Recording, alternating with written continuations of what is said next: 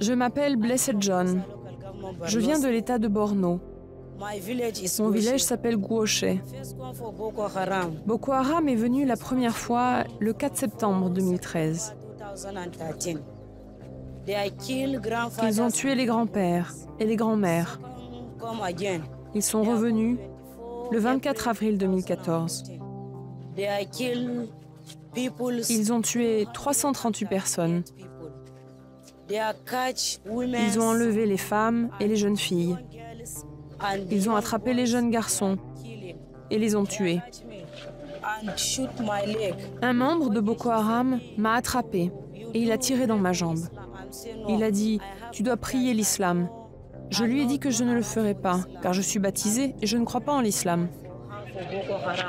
Je suis restée 2 mois et demi avec Boko Haram. Je n'avais rien. Je n'avais rien à manger. Il m'a dit de prier, mais je suis chrétienne. J'ai Dieu dans mon cœur depuis mon baptême.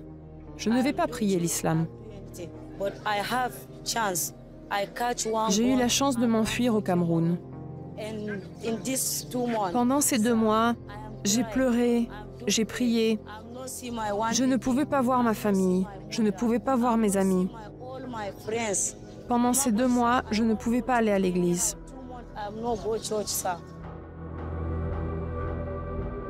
Bless John, après sa fuite au Cameroun, est revenue au Nigeria. Elle s'est installée dans un camp de réfugiés à Abuja, la capitale du pays. Elle s'en sort en chargeant des téléphones grâce à un générateur. Il y a 1 500 000 réfugiés comme elle qui ont fui à cause des attaques de Boko Haram.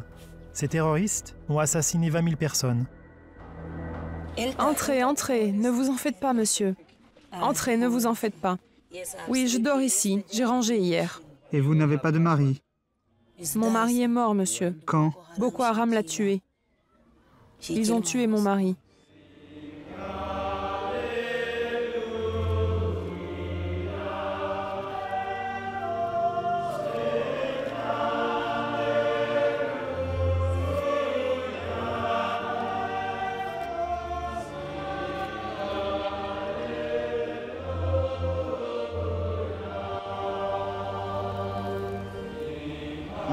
Beaucoup d'entre nous ont été tués car ils refusaient de se convertir. Ils les ont écorchés vifs, leur ont coupé les mains, les oreilles et la gorge. Ils veulent le pouvoir et forcer tout le monde à se convertir à l'islam. Exactement.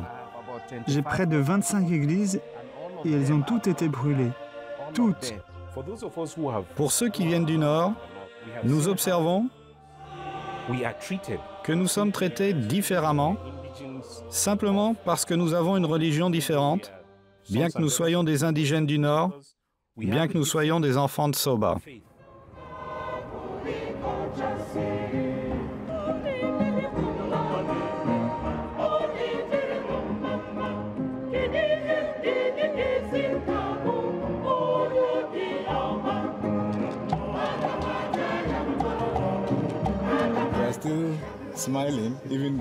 Nous gardons toujours le sourire bien qu'il y ait beaucoup de souffrance.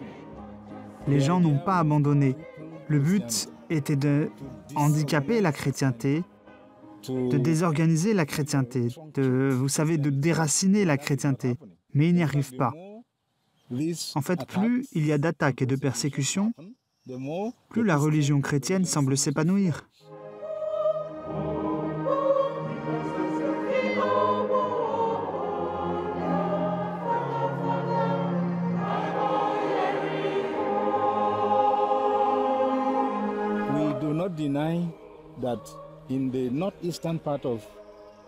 Nous ne nions pas que dans le nord-est du Nigeria, les chrétiens sont victimes de persécutions.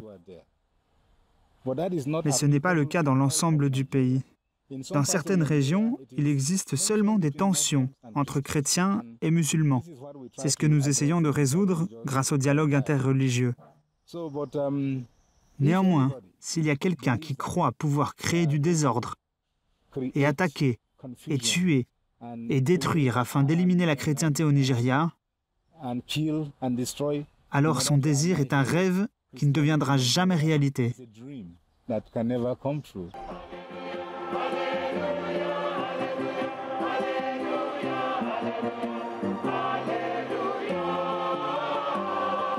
Hallelujah.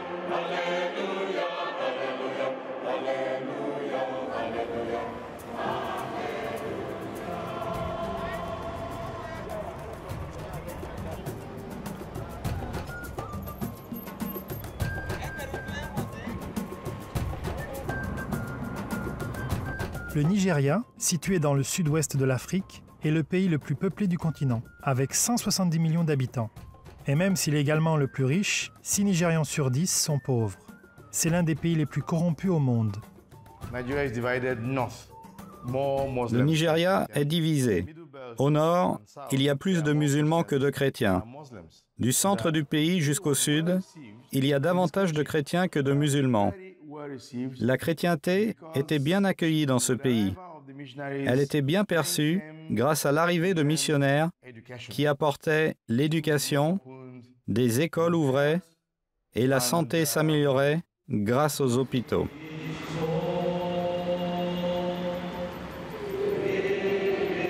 Le catholicisme nigérian est plein de vie, même si l'on doit souvent se protéger avec des fils barbelés. Les églises sont bondées pendant les heures d'ouverture.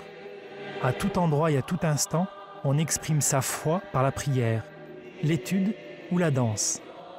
Il y a des milliers de nouvelles vocations. Les autres confessions chrétiennes ont la même vigueur.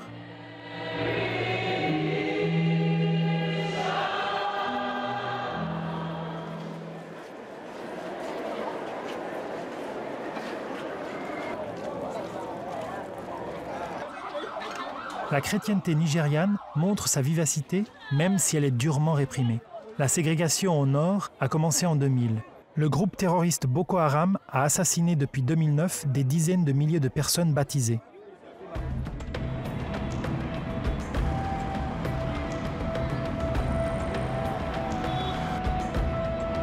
Kaduna est la capitale de l'État du même nom, le principal État du Nord. Dans cette ville, il y a beaucoup de persécutions. On peut comprendre la situation des chrétiens ici. Dans le quartier de Malali, situé au nord de Kaduna, il y a une ségrégation religieuse. Le peu de chrétiens présents est isolé.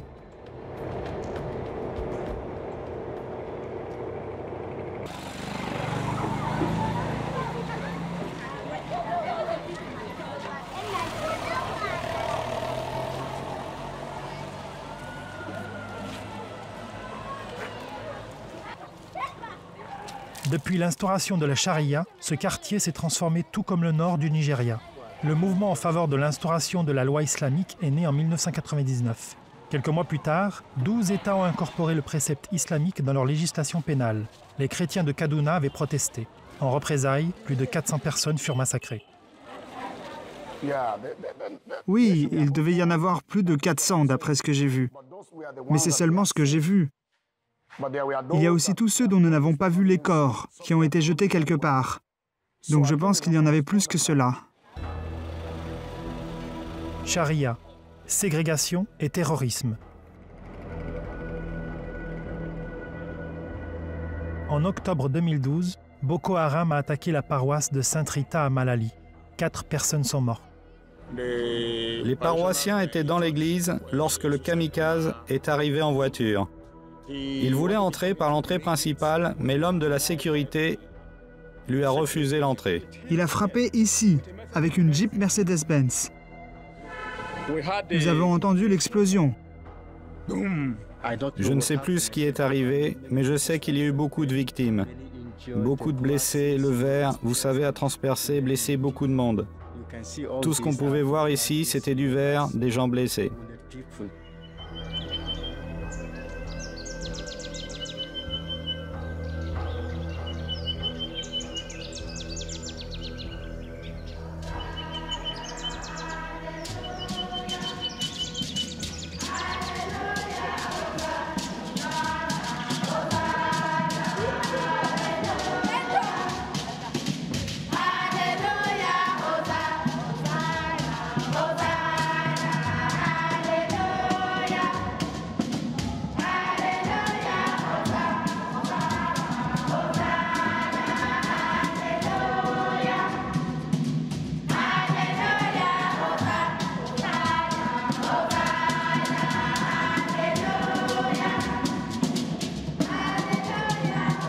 Les actes terroristes contre les chrétiens sont devenus plus fréquents depuis 2009.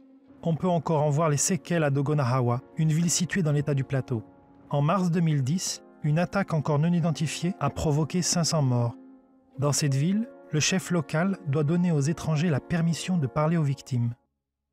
Nous sommes arrivés ici tôt, à 7 heures du matin. Bien entendu, nous avons trouvé la communauté en flammes. Il y avait de la fumée partout. À l'intérieur, nous avons été témoins de scènes avec des cadavres d'enfants, de femmes, d'hommes. Les hommes traversaient la zone où il y avait de nombreux cadavres, ici, à l'arrière de la ville. Ils recherchaient un abri.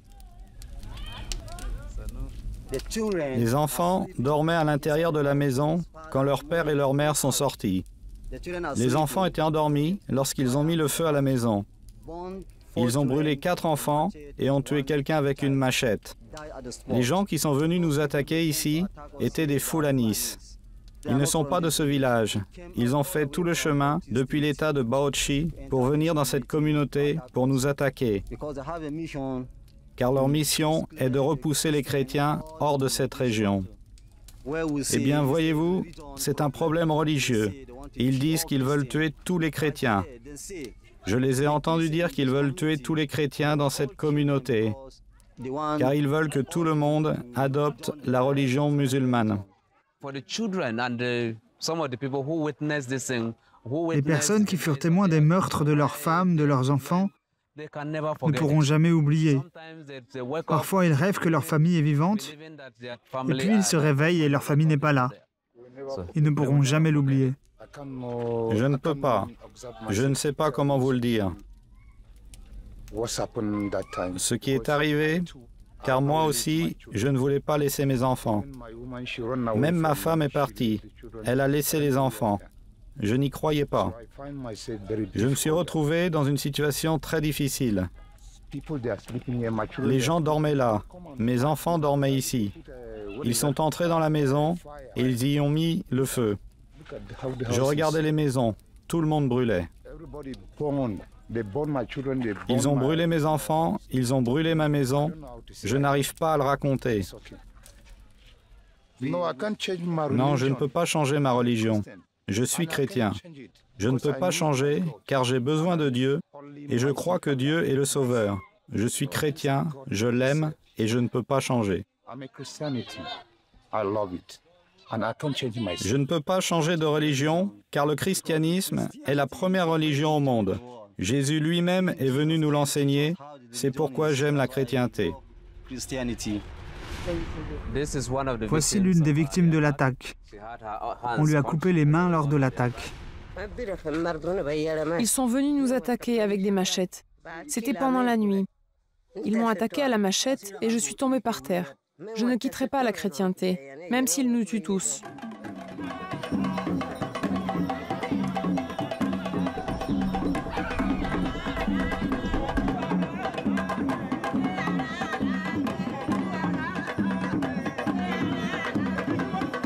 Les auteurs de l'attaque appartiennent à l'ethnie Fulani Hausa et ils sont bergers. Leurs voisins chrétiens de l'ethnie Dogon Hawa sont fermiers. Certains disent que cette attaque est une question de conflit ethnique. D'autres affirment que Boko Haram est derrière ces attaques. Le groupe terroriste aurait contacté les Fulanis sur leur téléphone mobile pour les inciter à attaquer leurs voisins. Je ne peux pas, avec exactitude et sans vérification de ces affirmations, dire que Boko Haram a contacté téléphoniquement les Fulanis. Ce que je sais avec exactitude, c'est que ces gens ont été attaqués. Je sais que des gens ont été tués à Dogon Hawa. J'y étais, j'ai vu cette catastrophe. Et j'ai des contacts avec les familles. Je suis sûr que de nombreuses choses terribles sont arrivées là-bas. Mais le lien entre Boko Haram et ces événements n'est pas clair. Parfois, l'unique consolation est de se tourner vers Dieu, mais il n'y a pas d'endroit pour le faire, sauf par exemple le lieu de culte, l'église, l'endroit où les gens viennent chanter. Lorsque la cloche sonne, on les invite à chanter. Lorsque tout est détruit, les églises, cela fait plus mal aux gens que la perte de leurs proches. Pourquoi? Car cela est leur dernier espoir. Pour un chrétien, voir son église détruite est vraiment douloureux. De ce fait, se tourner vers l'église et vers Dieu est un moyen pour eux de surpasser ce qui leur est arrivé dans le passé.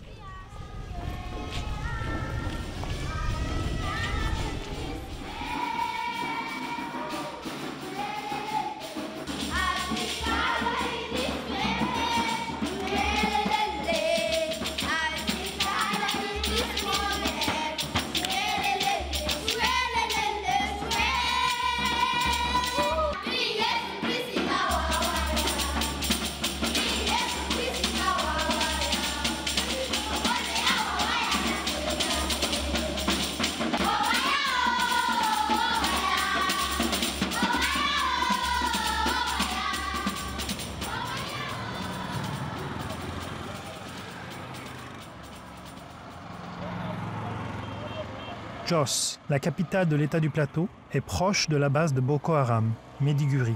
Cette ville accueille de nombreux réfugiés qui ont fui les zones les plus meurtries. Certaines de ces églises ont été la cible d'attaques terroristes. Les premières attaques dont nous avons été témoins datent de 2010.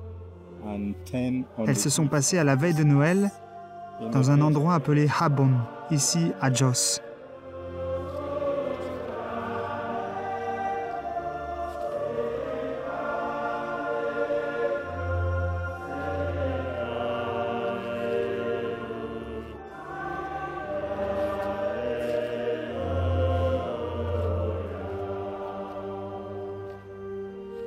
À Jos, à proximité des églises qui furent attaquées, il y a le séminaire de Saint-Augustin.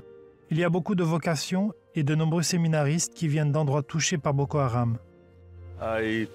J'enseigne l'écriture ici au séminaire. Ce séminaire appartient à la province de Jos. Nous accueillons jusqu'à 400 séminaristes dans ce séminaire. Pour moi, le nombre de vocations montre la profondeur de la foi des gens. Les jeunes gens s'engagent dans leur vocation personnelle de façon libre, volontaire et joyeuse afin de vivre leur foi de façon authentique. Si vous vivez votre foi authentiquement, vous montrez la joie de l'Évangile à vos prochains qui choisiront librement leur vocation, celle de la prêtrise. Grâce à mon expérience, j'ai pu m'enfuir pour sauver ma vie et j'ai voyagé depuis Mubi presque jusqu'au Cameroun. Nous avons marché presque 20 heures avant de trouver une moto qui nous emmènerait jusqu'au Cameroun. Durant les incidents de l'année dernière, j'ai perdu mon père. Et la chose la plus douloureuse pour moi est que je n'ai pas pu assister à son enterrement car la route était bloquée. Chez moi, toutes les églises ont été incendiées, mais pas une seule mosquée n'a été détruite.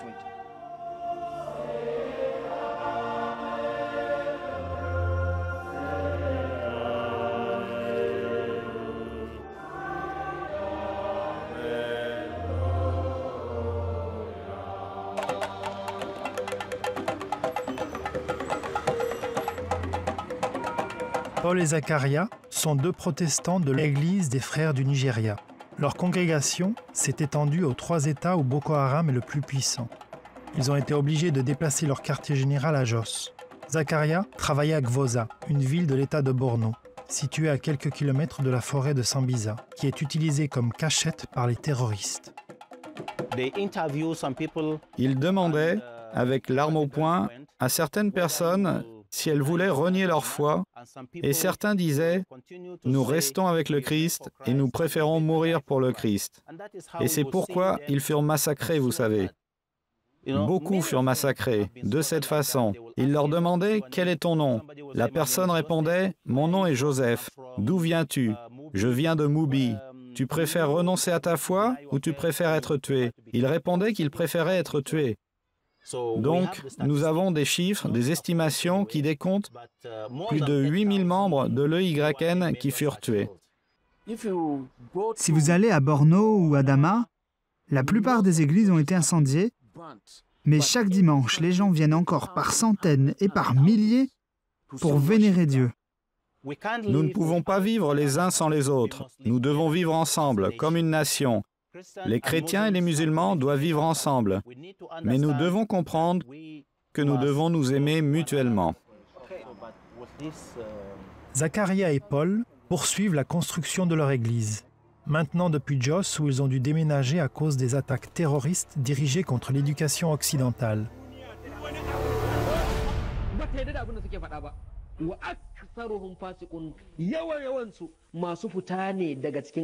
Le fondateur Boko Haram, Mohamed Youssouf, qui a reçu son éducation dans les écoles coraniques, dirigeait initialement un mouvement religieux. Tout a changé en 2000. Il a organisé depuis Maiduguri les premières attaques pour protester contre l'application laxiste de la charia. Le groupe terroriste s'est renforcé à la mort de Youssouf en 2009. Les politiciens ont utilisé des voyous qu'ils ont ensuite abandonnés. C'est le début de Boko Haram. L'un des gouverneurs de l'État de Borno a recruté ces voyous, les a utilisés et à un certain moment, il les a abandonnés. Si tu es un musulman de Gwoza, tu vis dans l'un de ces villages, tu as tout juste 17 ans, 20 ans, et tu ne reçois aucune aide du gouvernement, alors spontanément tu rejoins Boko Haram. Boko Haram a été fondé dans l'ignorance des vrais enseignements de l'islam. Ainsi, à l'intérieur de la ville, ils ont brûlé des commerces, ils ont pillé des maisons, ils ont tué 26 personnes. Si tu n'es pas musulman, tu ne peux rien acheter à manger. Pas de machine pour moudre, pas d'eau, rien. Même chez moi, dans mon entourage, 3 soldats de Boko Haram se sont mariés avec nos sœurs. Changer de religion pour adopter l'islam? Non. Ce n'est pas bon. La raison est la suivante. Je vais citer la Bible. Jésus-Christ a mentionné ce problème. Quiconque me reniera devant les hommes, vous comprenez, je le renierai aussi devant mon Père qui est dans les cieux. Abuja est la capitale du Nigeria seulement depuis le début des années 90. C'est une ville nouvelle, d'où Boko Haram semble encore loin.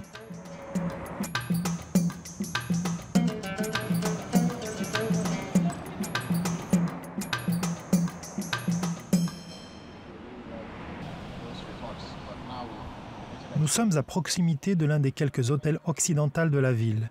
Depuis quelques mois maintenant, chaque jour, à 17h, il y a une réunion appelée « Ramener nos filles ». Cette campagne a débuté en avril 2014, quand Boko Haram a enlevé 214 filles chrétiennes de Chibok, qui se rendaient à un examen national. Le mouvement manifeste contre Boko Haram et l'inefficacité du gouvernement. Finalement, ils ont été capables d'emmener de force ces filles, de les mettre dans des camions et les conduire dans la forêt de Sambisa.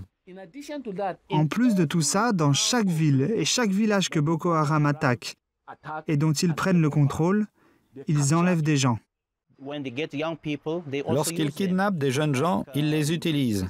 Par exemple, ils exploitent les filles sexuellement et forcent les garçons à rejoindre leur organisation.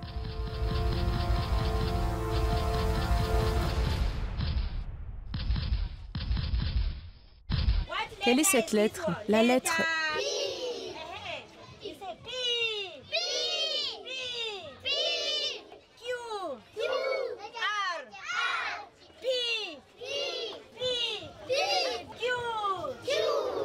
Hanatou est enseignant dans l'un des camps de réfugiés d'Abuja. Beaucoup de réfugiés se cachent à la périphérie de la ville, ayant fui Boko Haram. Ils sont d'abord allés au Cameroun, puis au Tchad, et maintenant, ils reviennent dans leur pays.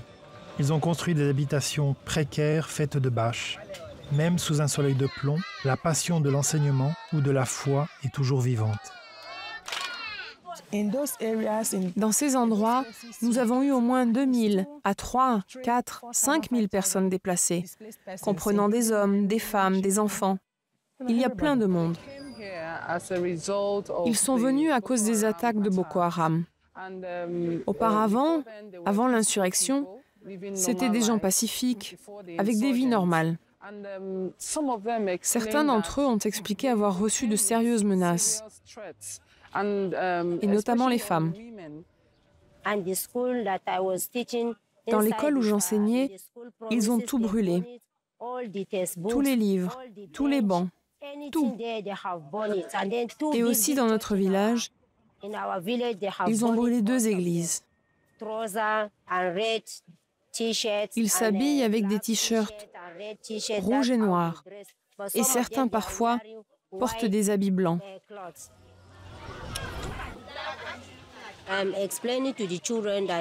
J'explique aux enfants de ne pas se battre, car Jésus nous a appris à ne pas nous battre.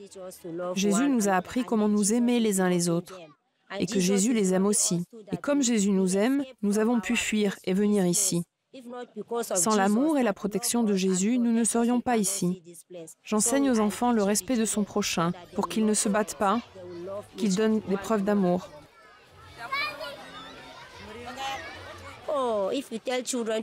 Si vous dites aux enfants d'aimer Boko Haram, ils répondront qu'ils ne peuvent pas aimer Boko Haram, qui a tué leurs parents, qui a tué tout le monde, qui a brûlé leurs biens. Ils ne veulent pas l'entendre. Si j'enseigne que Jésus nous a appris à aimer nos ennemis, Ils diront qu'on ne peut pas avec cet ennemi-là, pas l'ennemi qui nous a tués. Je leur dis de suivre Jésus-Christ.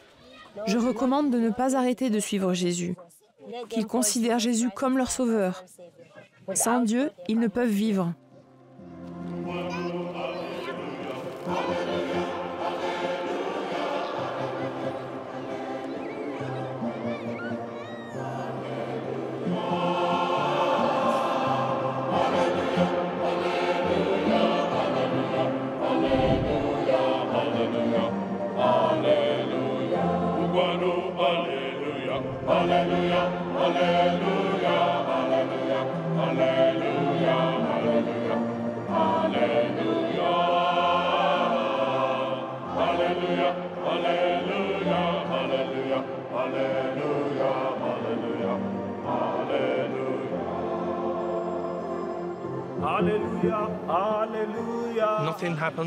Tout ce qui se passe dans la vie d'un Africain est lié à la musique, de sa naissance à sa mort.